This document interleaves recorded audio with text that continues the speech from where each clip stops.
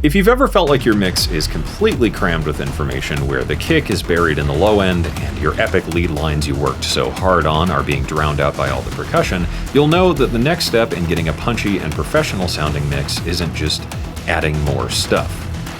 It's carving out space.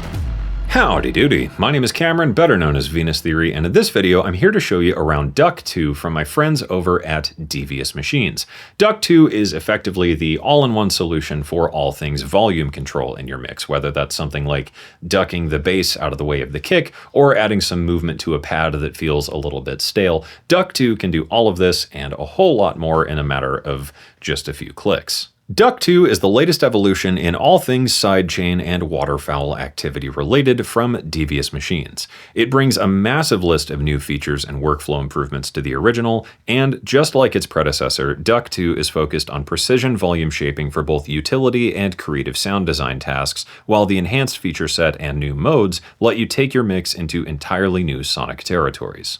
There's quite a bit that's new in this update, to say the least, and it goes well beyond the scope of what I have time to cover in this video, but if you do want to go way under the hood and dig into all the guts of every single thing that's new, there will be a separate video covering all of that, which we'll link down in the description.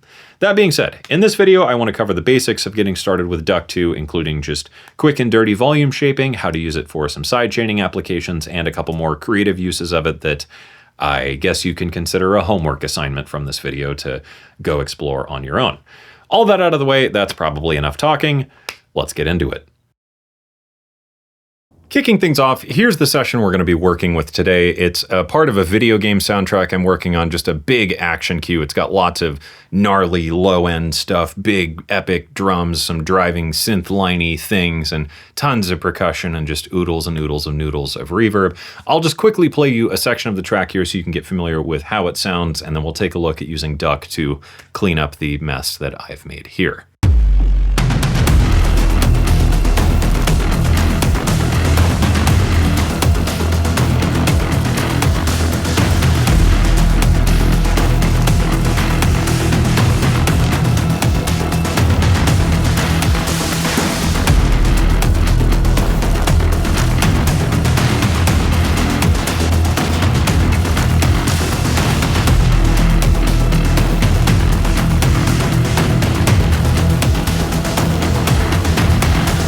And I think you get the idea. In the words of Big Mabel, there's just a whole lot of shaking going on. Needless to say, this track is pretty stuffed to the gills with just a lot of things happening, and we can use Duck to clean that up a bit and really get that sense of punch back in the mix. One of the most utilitarian uses of Duck 2 is to carve a volume shape out in a rhythmic pattern to control the sound. In less words, it's like having an extra set of hands for you that just rides the faders over and over again in a specific pattern. Within the window here, we can either draw in our own shape or use one of the factory presets. In this case, I found that this shape worked just fine. If we take a listen to the loop as it is, it's cool, but I think it's just eating up a little bit too much room in the mix, and it's definitely overstepping on the kick with some of that transient energy. So by bringing in Duck here, we get this.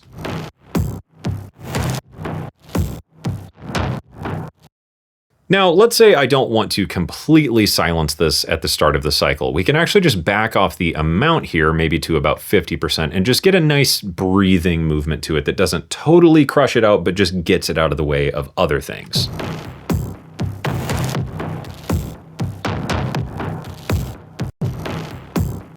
I've also used this exact same shape, just with a little bit more of an amount on one of these other loops here, so it takes it from this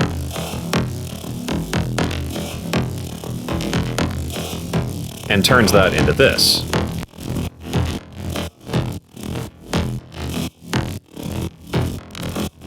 Now that's all well and good, but of course the only thing that really matters is how this sits in the mix. So let's take a listen to the previous section here with that ducking going on those two loops, and you'll hear that the kick is already starting to emerge with a lot more punch.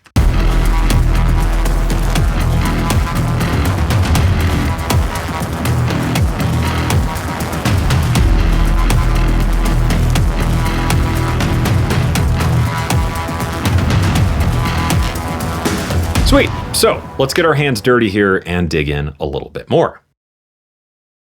One of the most common uses of volume shaping in a mix is sidechain compression. And if you've listened to any electronic music in the last 40 years, you've probably heard this signature pumping effect where everything else in the mix ducks out of the way of things like the kick and snare and just makes them feel absolutely huge and larger than life. And this is really what duck is all about. But we can use this to only trigger when certain things happen in the mix. One of the most common ways to handle this is ducking the bass out of the way of the kick. If we give it a listen right now, there's definitely a lot of overlap, and duck can help us to alleviate this and clarify what the intention of each element within the mix is. Duck 2 has a few different trigger modes here that we can utilize to trigger the action of the volume cycle depending on how we want to handle that.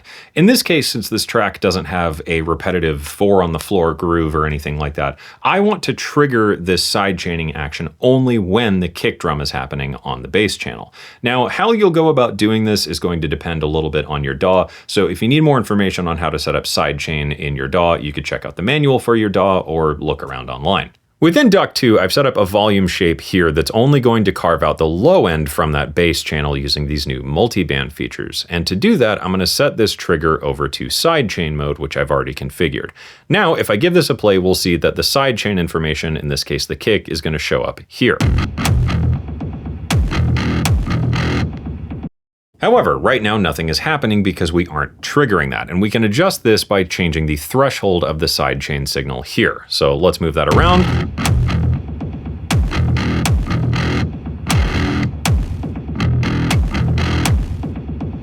And now we're in business. There's a little bit more nuance to this that I'm not going to go into detail here on, but just remember to use your ears and do whatever makes sense. So far, so good. I'm going to move the amount down just a touch so it's not completely killing that low end. I just want it to get a little bit more out of the way of the kick drum.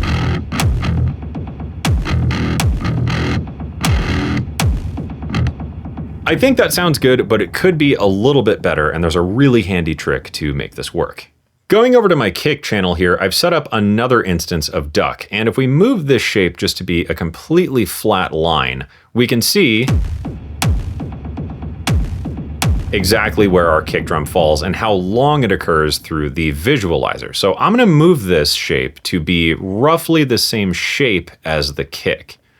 Let's try something about like this.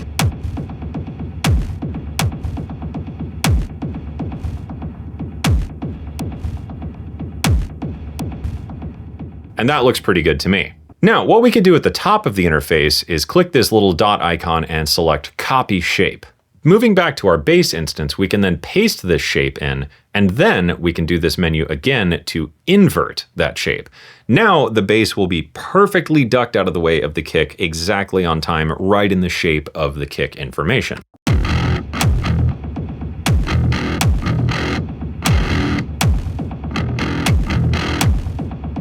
To add just a little bit more clarity here, I'm going to set up the same sidechaining on the big percussion group here, as well as to this monstrous 808 that's hiding a little bit underneath the mix. Since we've already analyzed that kick, I still have that same shape available to me here, so I'm going to go into both instances and paste that exact same shape. Then we'll do the same and invert it, and now we should be in business. Let's unsolo these and take a listen to everything in the context of the mix and see where we're at.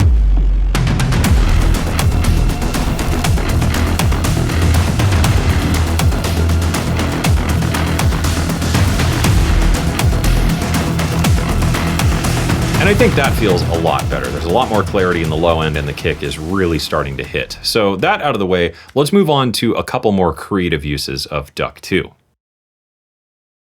Since Duck 2 can be used for volume shaping, this means you can also use it for some more creative applications like gating or tremolo style effects. Here, I've got two different instances going in this mix, one on this high percussion loop here that I'm using to create sort of a trance gate type pattern. So I'll just bring in the amount here and you can hear what it's doing to the mix.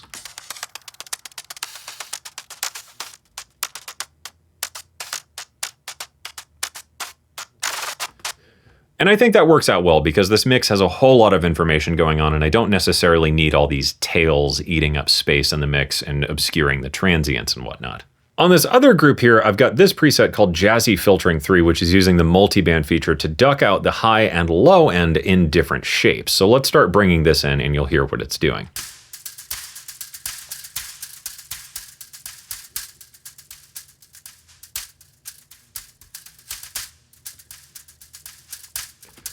So again, pretty similar process. I'm using this just to reshape that top line percussion from something pretty simple to something a little bit more groove emphasized that doesn't leave so much of those tails that just eat up space in the mix. I've also done something similar to one of the synth lines here. This is one of the polyrhythm presets, which I'll just drop the amount on and start fading this in.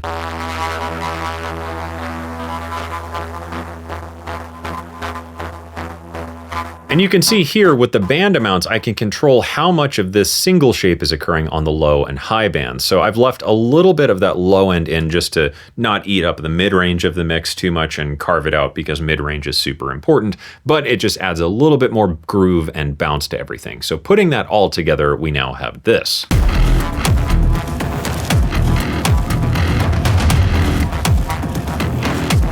And I think that's sounding solid, but there are some pretty cool features hidden up the sleeve of Duck 2 that I think are a lot more interesting.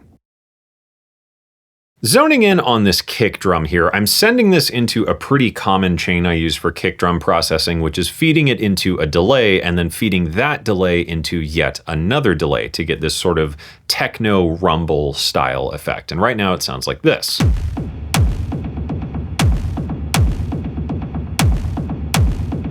Which is fine, but it's a little much, and I do think it could just be a little more interesting.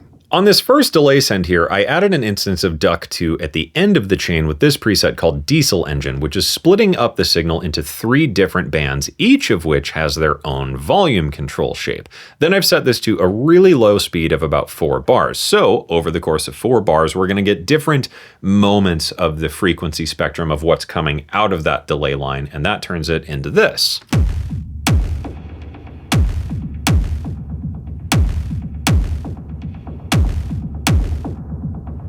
Which just has a lot more of an organic and interesting movement quality to it. But now, because I'm feeding that signal into yet another delay line, we get these sort of double tapped tails of delay movement going on that have a lot of movement from this shifting frequency spectrum.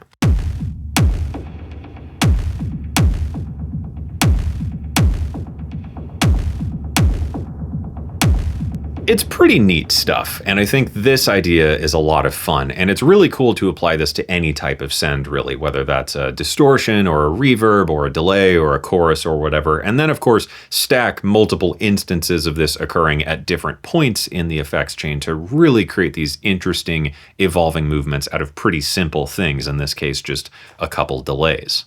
So jumping back into the full mix, let's take a listen now to the final result after we've done all of our waterfowl ducking activities.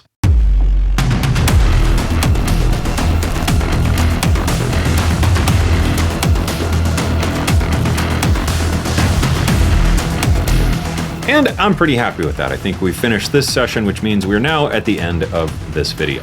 Duck 2, of course, is available now. If you want to check it out for yourself or find more information, you can do so with the links down in the description or head on over to deviousmachines.com. Thanks for watching. Hope you enjoyed it. Hope you learned something. And of course, as always, I hope this inspires you to get out there and make something awesome.